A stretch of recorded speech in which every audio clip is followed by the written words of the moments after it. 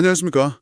오늘 저희는 시장 참여자 대부분이 당연하게 여기는 미래, 그러니까 연착륙과 금리 인하라는 이 컨센서스에 정면으로 도전하는 하나의 시나리오를 좀 깊이 파헤쳐 보겠습니다. 네, 바로 케빈 워시 전 연준 이사가 제시한 분석인데요. 미국의 통화 정책에 근본적인 체제 변화, 즉 리짐 체인지가 올 수 있다는 가능성에 대한 이야기입니다. 그렇죠. 시장은 지금 완만한 내리막길을 기대하고 있지만 이 보고서는 어쩌면 우리가 사실 굉장히 가파른 오르막길의 초입에 서 있는 것일 수 있다, 이런 경고를 보내고 있는 거죠. 맞습니다.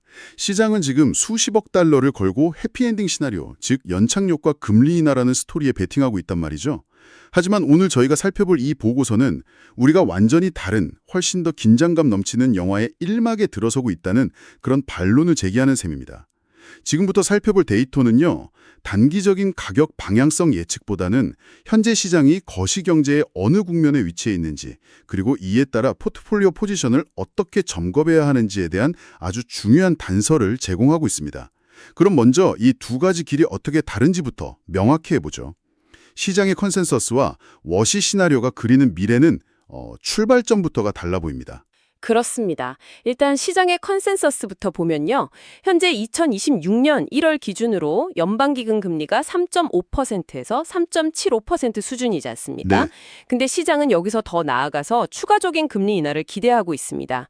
연준이 경제 상황을 봐가면서 유연하게 대응하는 소위 유연한 평균 물가 목표제 틀 안에서 움직일 거다, 이렇게 보는 거고요.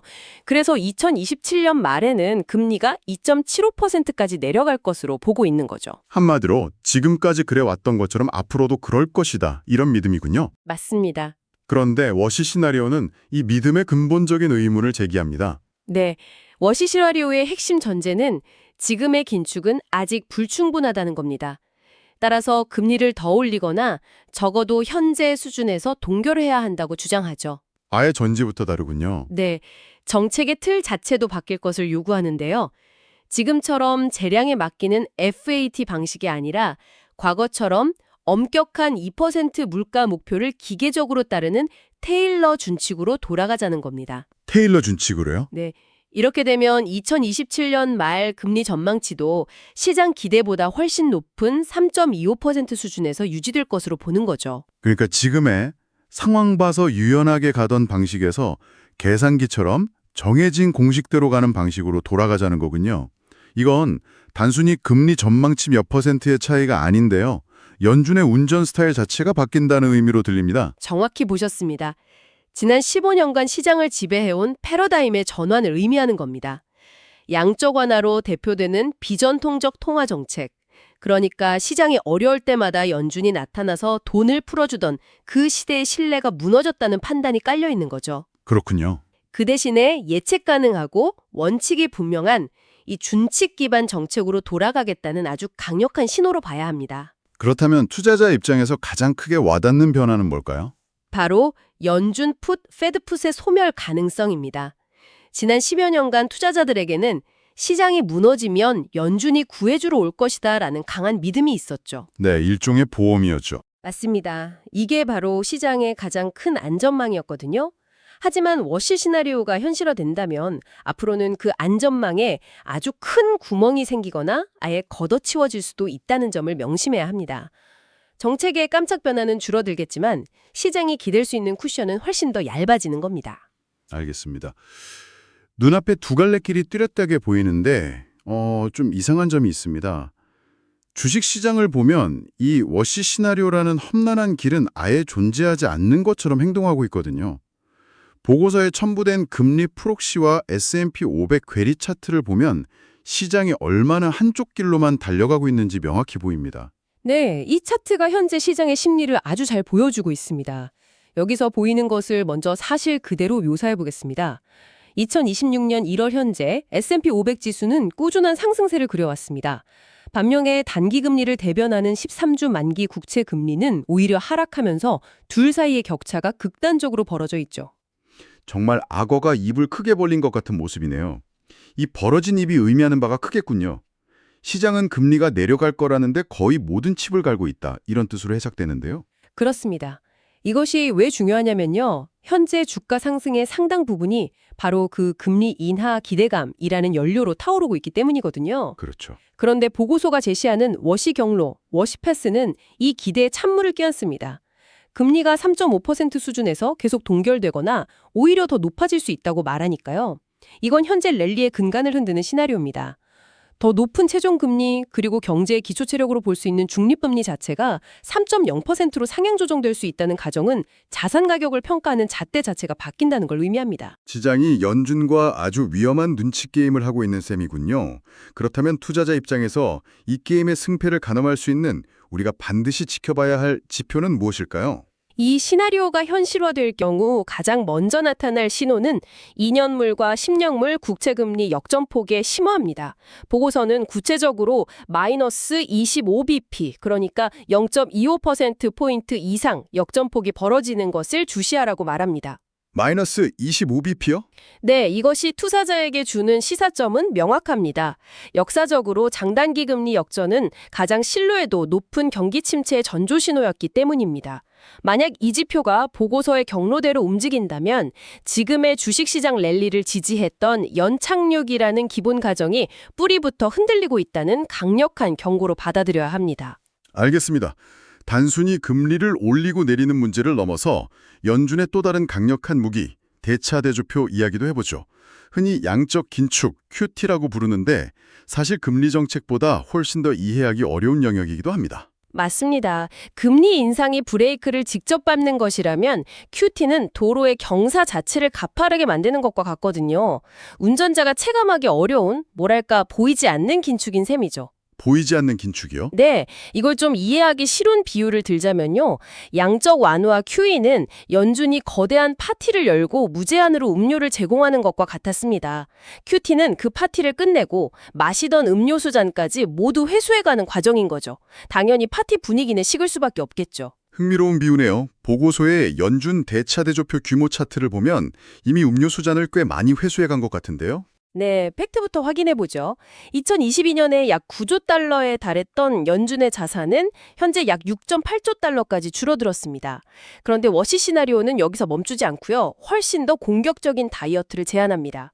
2027년 목표치를 4.5조 달러로 설정했는데 이건 기존 전망보다 QT 재개 시점을 반년 이상 앞당기고 속도도 훨씬 높이겠다는 의미입니다. 왜 이렇게까지 대차대조표를 줄여야 한다고 보는 겁니까? 이 시나리오의 철학은 지난 10년간 비대해진 연준의 대차대조표 자체가 시장을 왜곡하는 거대한 요인이라고 보기 때문입니다.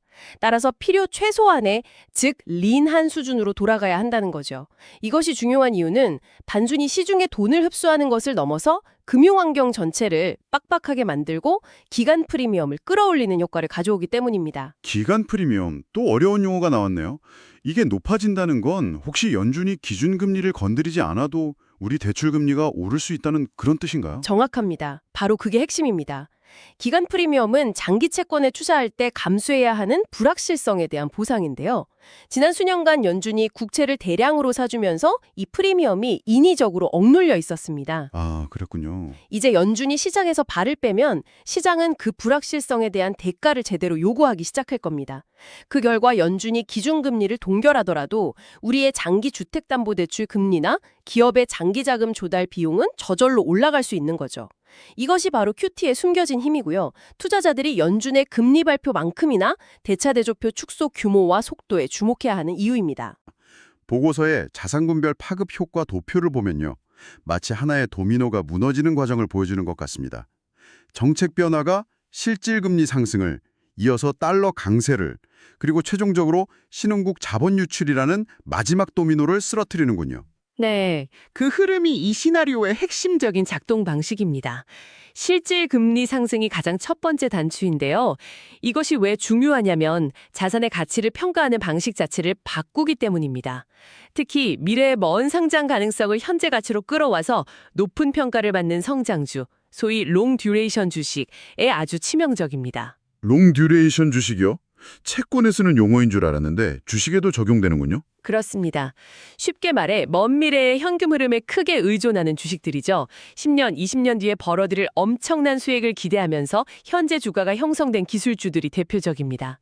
그런데 금리라는 할인율이 높아지면 그 먼 미래의 돈을 현재 가치로 환산했을 때 그 가치가 종이장처럼 얇아지는 겁니다. 아, 반면에 당장 꾸준히 현금을 벌어들이는 금융주나 필수 소비재 같은 가치주는 상대적으로 타격이 덜하죠. 알겠습니다.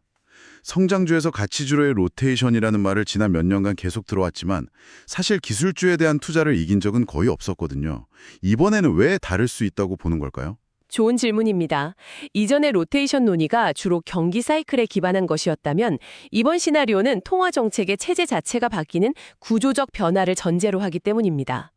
즉, 돈의 가치, 자금 조달 비용의 근본적인 재평가가 일어나는 환경에서는 과거의 공식이 통하지 않을 수 있다는 거죠. 그렇군요. 이런 환경에서는 금융주가 이자 마진 개선으로 수혜를 보고요. 헬스케어, 필수 소비재 같은 경기 방어주에 대한 선호도가 자연스럽게 높아질 수밖에 없습니다. 그렇다면 이 시나리오를 바탕으로 한 구체적인 투자 전략의 시사점을 자산군별로 정리해 주시죠. 네, 먼저 채권 투자자는 듀레이션, 즉 투자 기간을 줄이는 전략이 필요합니다. 장기채 비중을 줄이고 단기채나 현금 비중을 늘려서 금리 변동성의 위험을 피해야 합니다. 주식에서는 말씀드린 대로 고평가된 성장주 비중을 줄이고 금융, 헬스케어, 필수 소비재 섹터로의 비중 이동을 고려해야 하고요. 외환 시장에서는 구조적인 달러 강세에 대비해서 달러 매수, 즉 롱 USD 포지션이 유리할 수 있습니다. 대체 자산 쪽은 어떤가요? 마지막으로 대체 자산 측면에서는 지정학적 리스크와 인플레이션 해지 수단으로서 금, 골드와 에너지 자산에 대한 관심이 유효합니다. 이 모든 전략을 관통하는 하나의 핵심 메시지는 이제 값싼 돈으로 쉽게 수익을 내던 시대는 끝났다는 인식입니다. 연준이 이렇게 정교하게 설계된 길을 걷는다고 해도 이건 굉장히 아슬아슬한 외줄타기처럼 들립니다. 분명히 위험 요인도 상당할 텐데요. 보고서의 위험 계기판을 보니까 바늘이 진홍색 경보, 즉 높은 위험 구간을 가리키고 있어서 좀 섬뜩하네요. 네, 실제로 가장 큰 위험은 연준이 이 긴축이라는 수술을 하다가 너무 깊게 칼을 대는 정책 오판, 폴리시 오버숏의 가능성입니다. 정책 오판이요? 네, 인플레이션을 잡으려다 필요 이상의 경기 침체를 유발하는 일종의 꼬리 위험이죠. 보고서는 이것이 2027년 초에 현실화될 수 있다고 경고합니다. 그 외에도 연준 내부의 의견 대립이나 정치적 압력 때문에 정책 방향이 흔들리는 것도 잠재적 위험 요인으로 꼽히고요. 그렇다면 저희 같은 투자자들은 이 위험한 외줄타기를 그저 지켜만 봐야 하는 걸까요? 이 진홍색 경보가 현실이 되고 있는지 판단할 수 있는 구체적인 지표들이 있습니까? 물론 있습니다. 보고서는 우리가 주목해야 할 3가지 핵심 계기판 지표를 제시합니다. 첫째, 채권 시장의 변동성을 나타내는 무브 지수입니다. 주식 시장의 VIX 지수처럼 채권 시장의 공포 지수라고 보시면 되는데요. 아, 채권 시장의 공포지수. 네. 이 지수가 110을 넘어선다면 정책 불확실성이 극에 달했다는 신호입니다. 둘째는 실업률입니다. 만약 실업률이 4.5%를 넘어선다면 연준이 긴축을 멈추고 방향을 틀 수밖에 없는 압력에 직면했다는 의미고요. 마지막은요? 마지막으로 앞서 말씀드린 2년물과 10년물 장단기 금리 차입니다. 역전폭이 마이너스 25bp 이하로 확대된다면 경기 침체 경고 등이 매우 밝게 켜진 것으로 봐야 합니다. 알겠습니다. 그러니까 미래를 예측하려 애쓰기보다는 이 3가지 지표를 나만의 대시보드에 올려놓고 신호등처럼 활용하라는 조언이시군요. 이 계기판의 불빛이 빨간색으로 바뀌는지 면밀히 추적 관찰하는 것이 중요하겠습니다. 자, 오늘 이 깊이 있는 분석을 마무리하면서 투자자들이 기억해야 할 단 하나의 핵심 메시지를 꼽는다면 무엇일까요? 지난 15년간 우리에게 익숙했던 완화적 통화 정책의 시대가 끝나고 더 엄격하고 예측 가능한 준칙 기반의 정책 시대로 회귀할 가능성에 대비해야 한다는 것입니다. 이는 고금리 장기화, 구조적인 달러 강세, 그리고 성장주에서 가치주로의 대대적인 자산 로테이션을 의미하거든요. 지금은 포트폴리오의 방어적 성격을 강화하고 이전과는 비교할 수 없이 높아진 변동성에 대비해야 할 시점이라고 봅니다. 다음 발표될 경제 데이터에서 오늘 우리가 이야기한 이 국면 전환의 신호들이 나타날지 여부가 향후 시장의 방향을 가늠할 가장 중요한 관건이 될 것 같습니다. 오늘 저희가 준비한 자료는 여기까지입니다. 오늘 전해드린 정보들이 투자 판단에 도움이 되셨다면 구독과 좋아요 그리고 알림 설정 부탁드립니다. 저희는 다음 시간에도 깊이 있는 시장 분석과 함께 찾아뵙겠습니다. 청취해 주셔서 감사합니다.